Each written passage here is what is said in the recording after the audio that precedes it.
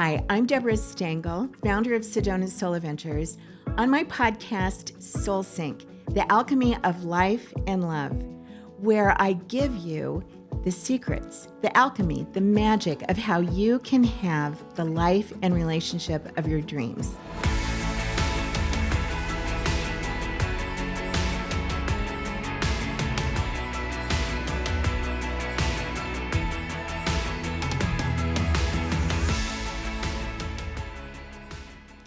So today I'm going to go off a little bit on what I usually talk about, because I'm always talking about how you can have your best life and all that kind of thing. And I wanted to talk to you about a thing that has just been a huge part of my life for a really, really long time, that excites me and gets me going, and I love talking about it with other people. And that is sacred travel, traveling to sacred sites around the world, especially to Egypt. And I've been going to Egypt since 1983, and I've been taking groups there every year since 2004. I love it. I love talking about it, and I especially love talking about the weird stuff in Egypt. But what I want to talk about first is my love affair with Egypt that started in 1983. Well, actually, it started when I was a little kid, because I loved reading about the ancient gods and goddesses. I loved reading about the pharaohs and the queens. I loved that. I loved the idea of Antony and Cleopatra and all of that stuff. And then when I grew up, my sister lived in Jordan, and I went to visit her while she was living there. This was in 1983.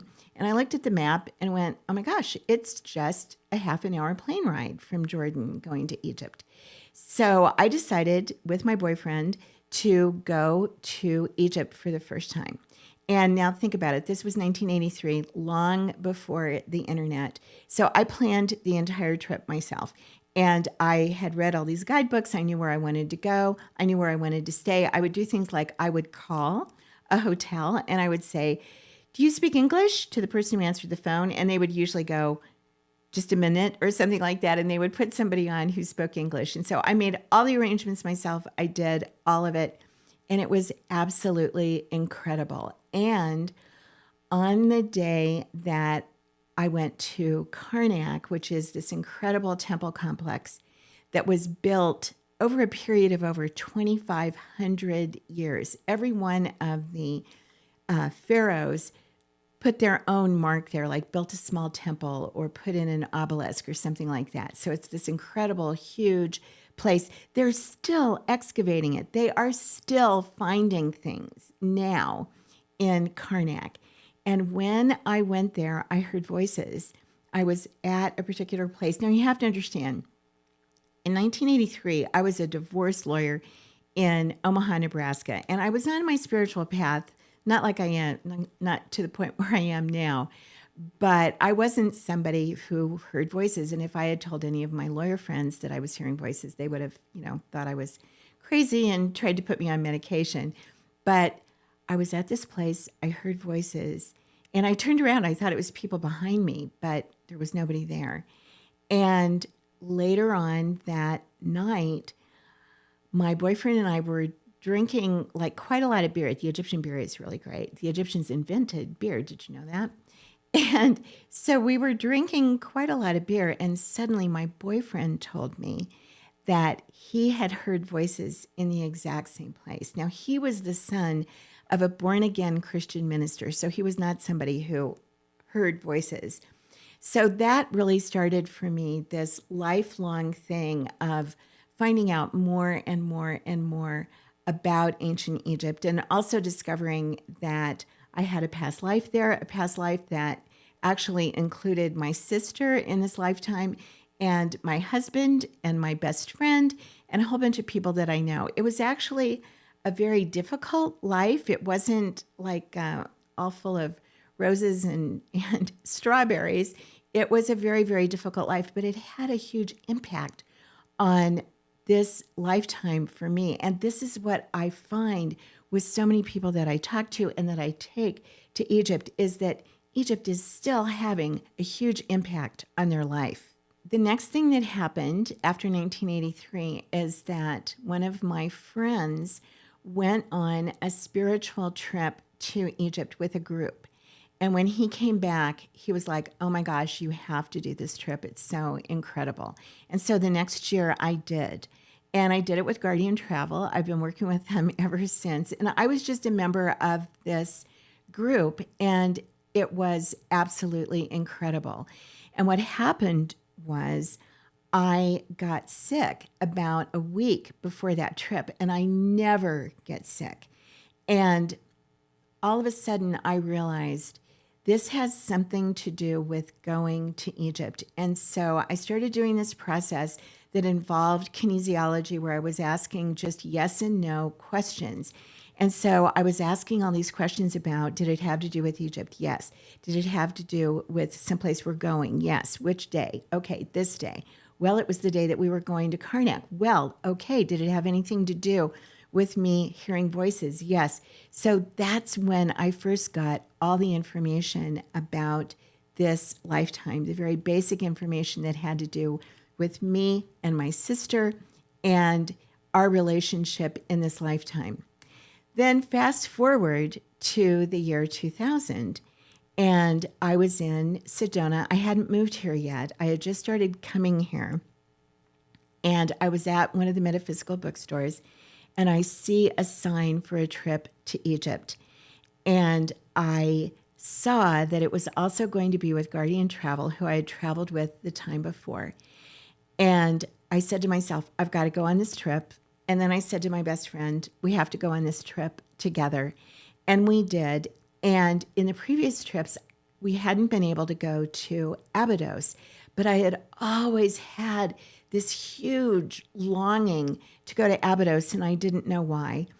And I started reading about Abydos, and particularly about the lifetime of the woman who was known as Seti, which is a whole nother story that I won't go into now, but it's fascinating. So I get to Abydos, and literally I walked in and I started crying. I mean, just started crying. I had absolutely no idea why I was crying. And they were tears literally of joy and feeling like I'm home. And so much later, I discovered that my best friend, who I was with there at Abydos, that we had had this very beautiful lifetime in Abydos where we were not anybody famous. I've never been anybody famous in Egypt. And in this lifetime, we were priestesses who went into the temple when we were very young. And I was in charge of flower arranging for the festivals.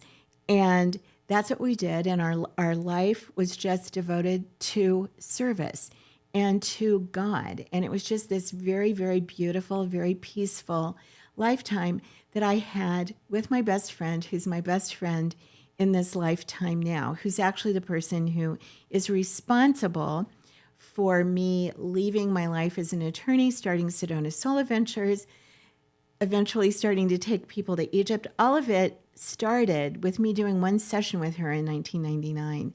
But see, she's somebody who has been woven into the fabric of my life. And this is what I have found. Every single time I go to Egypt, I find a connection like this. And then what's really fun is when I take groups there and people in the group suddenly walk in somewhere. And even somebody who's telling me they're not like all into this stuff, they'll suddenly walk into a temple and have a feeling come over them that they can't explain. Or somebody else who walks in and will have the same kind of experience I had of like starting to cry for no reason, or all of a sudden being flooded with memories. This is the special thing about Egypt. The energy that is there, it is so huge. And it's interesting because when I meet people and I'll talk to them about who I am and what I do, and when I say that I take groups to Egypt, I have determined that there are basically two types of people in the world. The ones that when I talk to them about Egypt, they go, oh my God, Egypt, yes, I've got to go there. It's on my bucket list. I have to do that before I die. And then the other group of people, they just go, and couldn't care less. And I know, or I believe, that the people who are all crazy excited about Egypt are the ones who have had past lives. And if you're on this with me, that's probably you. And you probably had a bunch of them. Because I believe there's a huge piece of what's going on with ancient Egypt and also other places around the world, Peru, Bali, all over the place, Stonehenge. And what it is this big jump in consciousness that I believe is happening right now and that we're all a part of and that we're all supposed to be a part of. I believe that part of what is going on in these places is that they contain clues to us about who we are and who we are really. And part of what I mean by that is I don't believe that we're just these meat sacks that are running around in these bodies and that we die and that's it. I believe that there's so much more going on with that. I believe the ancient Egyptians were really clued into that.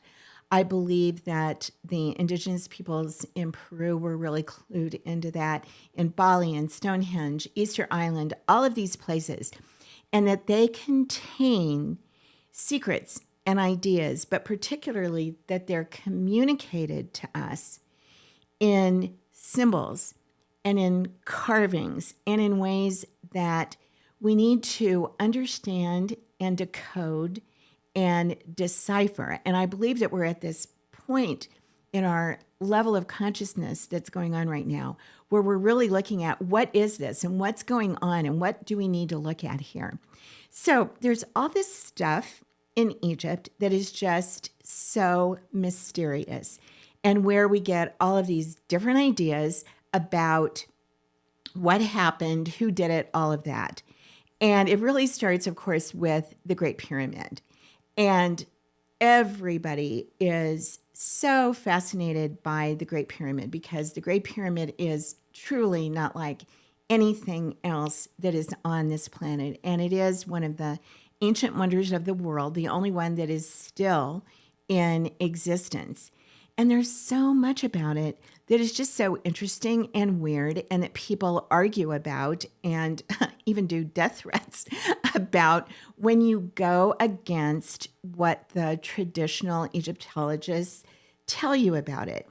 And it's like, why is that? Why is there this whole thing about why can't we talk about it? Why can't we ask these questions? Because there's so much about the Great Pyramid that is just so weird and so strange. So the line of the Egyptologists is that this was built as a tomb. Okay, now forget about the fact that there's never been any mummy found. It doesn't have the same kind of carvings and beautiful colors and all of that that you find in all of the other ancient tombs. It doesn't make any sense. And then there's just all this stuff that's going on with it. Number one, it's made of all these huge stones. I mean, huge stones. And there's over like 2 million of these stones. And some of the stones are so big that there are only 2 cranes right now on the planet, right now in this day and age, that can even lift this kind of a stone. So then the stones are put together. When you see them, it's just so amazing. They're put together so perfectly that they fit together perfectly, so perfect that you can't even get a piece of paper in between them. And they want us to think that people with hammers and chisels did this. I don't think so. When you look at it, the very first time I saw it, I went, these were cut with lasers. But of course, if you say that, then you're in a lot of trouble. Plus, there's just all this other stuff that is mind-blowing about the Great Pyramid, how they knew things that we didn't know in the West until literally thousands of years later. So one of the things that we know from even the writings in Egypt is that everything was reflecting as above, so below. They believed, for example, that the Milky Way was a mirror for the Nile River. And the Nile River, of course, was the basis of their life. And so they kept doing things in the Great Pyramid and other structures for that kind of connection with the stars. So, for example, the Great Pyramid is facing true north. In the West, we didn't know about true north until Portuguese navigators, like in the 1500s. It wasn't anything that we even knew about, but somehow they built the Great Pyramid so that it aligns directly with true north. The other thing is that the Great Pyramid, if you flatten it out, it is basically in the center of the world's landmass. If you look at it above from like a plane, this is something that you can see. So somebody who built this had an idea about how the earth was shaped, like looking at it from up above the earth. If you read Chariots of the Gods by Erich von Däniken, this is one of the things that he talks about, that there were beings, other beings that walked the planet. They even talk about this in the Bible, about giants walking among us, beings walking among us that were different from men that were on the planet. So astronomically, they knew things that we didn't know for thousands of years, and this structure was built with all of that in mind. So what do I believe about who built the Great Pyramid? And, I'll tell you, my thoughts on this have gone back and forth over the years. I'll tell you some of the stuff I don't believe. I don't believe that 10,000 slaves with ropes and pulleys built it. I mean, one of the other things about it is when you go into the King's Chamber, there is a solid block of granite that they know has to weigh somewhere in the neighborhood of 8 tons. And they know from the way the granite is that it came from Aswan, which is an 8-hour train ride away. So how did they get that up there? I also kind of don't believe that it got put on a boat and sailed down the Nile. I'm sorry, it's too big and huge. Now, I've gone back and forth between aliens and, okay, maybe people really did, just regular humans really did build this. But you know what? I don't think so. Now, I think it's something like beings from another dimension that came here to help us and to really accelerate our consciousness and our growth. And if you read things like what Drunvalo Melchizedek talks about in his books, that the information that he has channeled is that the statues of things like Ramses II, that they're life-size. And they're huge, okay? And so especially when you go to Abu Simbel, you'll see this huge statue of Ramses, and then next to him is his wife, who is regular life-size, like about 5 feet tall, maybe 5 feet 2. And if that's true, then think about the ideas of, in the Bible, that giants were walking among us. And when you listen more to what Bashar is talking about with regard to the Great Pyramid, he says that everything was built magnetically and energetically. No ropes, no pulleys.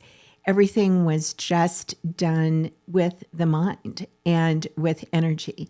And that the Great Pyramid is definitely a portal to other dimensions. I also love reading the work of Robert Bauval because he's the person who came up with the idea that the 3 pyramids on the Giza Plateau are lined up with Orion's belt.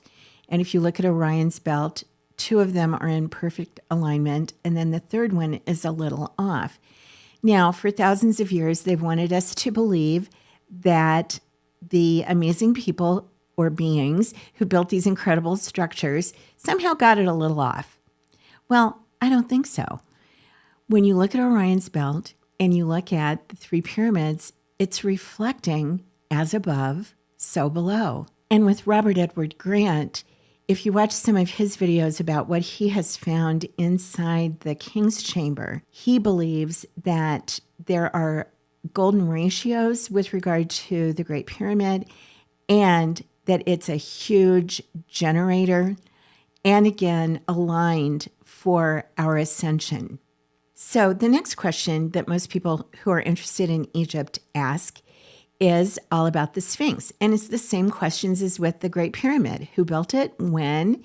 How did they do it? Why? What is it? Now, the thing that's really super interesting about the Sphinx is that we definitely know that it was carved in situ, meaning that there's all this rock there and they carved the Sphinx out of it because it totally matches the rock that is around it. So then the big question is, how old is it? And the traditional Egyptologists want you to believe that it's 2500 BC, that is when it was built. But in the last few years, we've really come up with different ideas about it. It's obvious from looking at it that the Sphinx has a lot of erosion, but for years and years, they thought it was wind erosion. So what happened was a number of years ago, they gave photos of this, not of the whole Sphinx, but just of parts of the structure. And they asked geologists, what kind of erosion is this?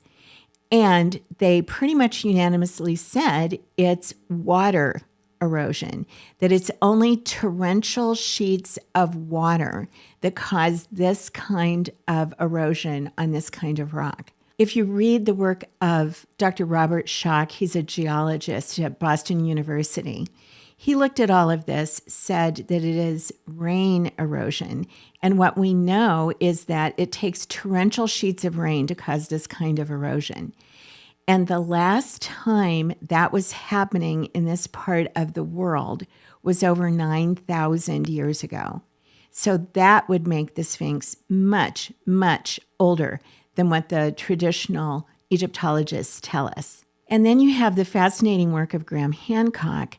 He looks at it from an astrological and astronomical standpoint, that the last time that the lion constellation in the sky would be in direct relationship with the Sphinx was 10,500 years ago. Again, much, much, much older. And there are some people that believe that it's as much as 12,000 years old. Again, we don't know. And again, what do you think? I'd love to hear what you think. I do know there's something absolutely amazing about this structure. And when you're standing there looking up into that inscrutable face, I mean, it's amazing. Oh, and that's one of the things that we do on our trips is that we do ceremony between the paws of the Sphinx. And the paws of the Sphinx is a place that is not open to the general public. So it's one of the special things we get to do.